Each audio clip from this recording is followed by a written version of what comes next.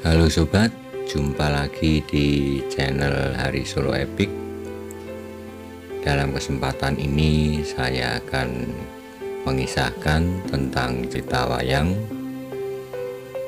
yaitu Sumantri Ngenger.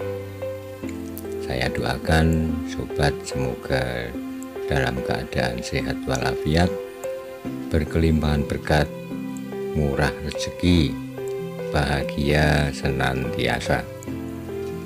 Mohon tolong sobat yang belum subscribe, silahkan subscribe, karena subscribe adalah gratis dan akan mendukung perkembangan channel ini ke depannya. Terima kasih. Salam budaya.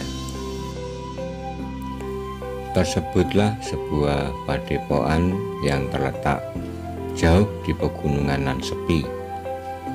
Oleh pendirinya yaitu Begawan Suwandagni, padepokan itu dinamai Jati Sarono.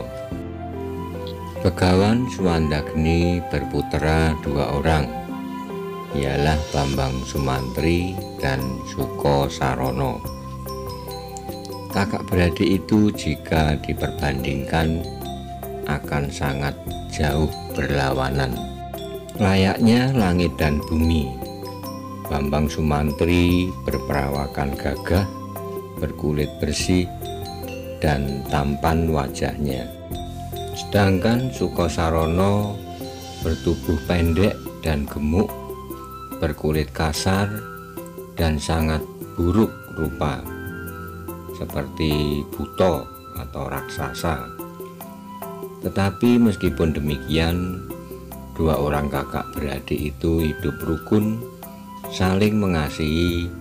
Kemanapun pergi mereka selalu terlihat berdua. Meskipun berwujud buto bajang atau raksasa kerdil, namun sebenarnya Suko Sarono berhati lembut, tingkahnya pun lucu, sehingga banyak orang yang senang bergaul dengannya. Terutama cantrik-cantrik di padepokan itu senang menggodanya.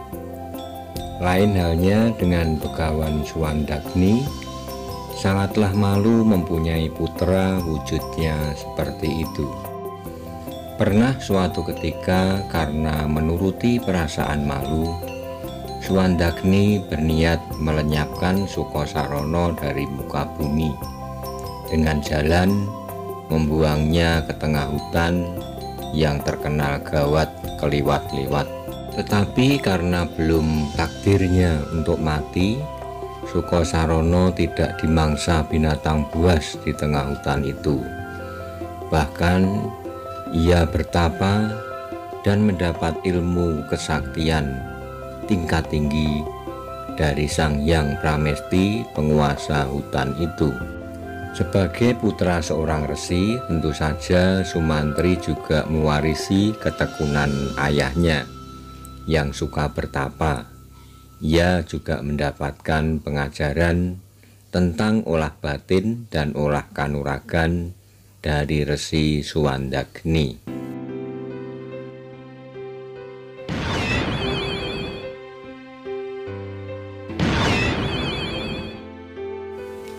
Berkat ketekunannya bertapa, Sumantri mendapat anugerah dari dewa berupa beberapa senjata pusaka yang ampuh tak tertandingi.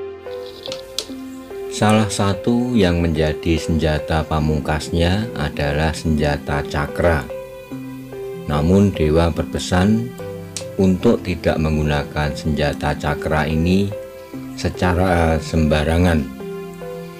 Sekarang mungkin senjata berhulu ledak nuklir ya.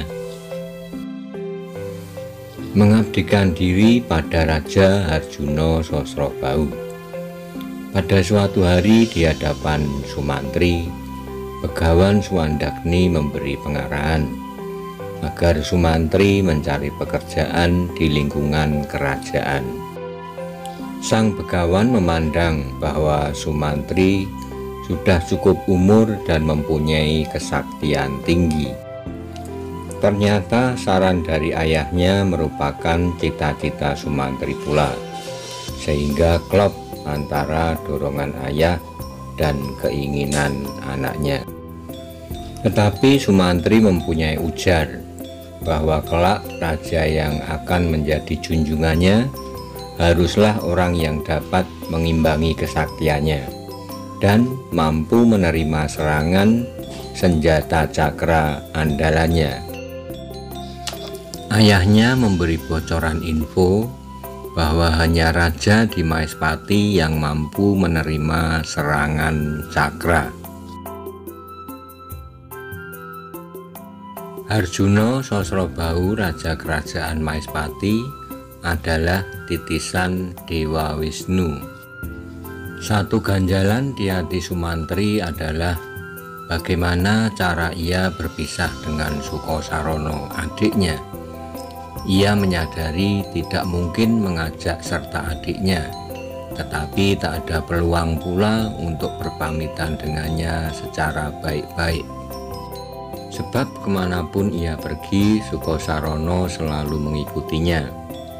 Akhirnya atas saran dari ayahnya diambil jalan tengahnya, yaitu tidak mengajak adiknya, juga tidak berpamitan, alias pergi dengan diam-diam malam hari ketika Sukosrono tertidur lelap.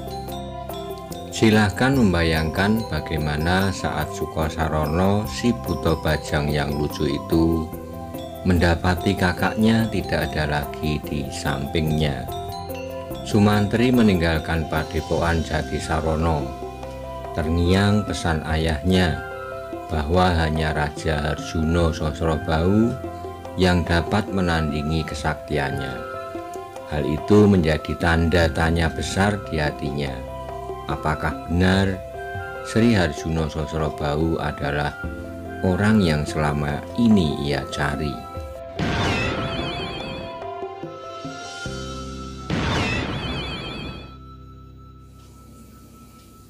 Demikian sobat, untuk kisah wayang Sumantri Ngenger bagian pertama. Silahkan menunggu untuk kisah selanjutnya, yaitu Sumantri Ngenger bagian yang kedua. Terima kasih telah menonton.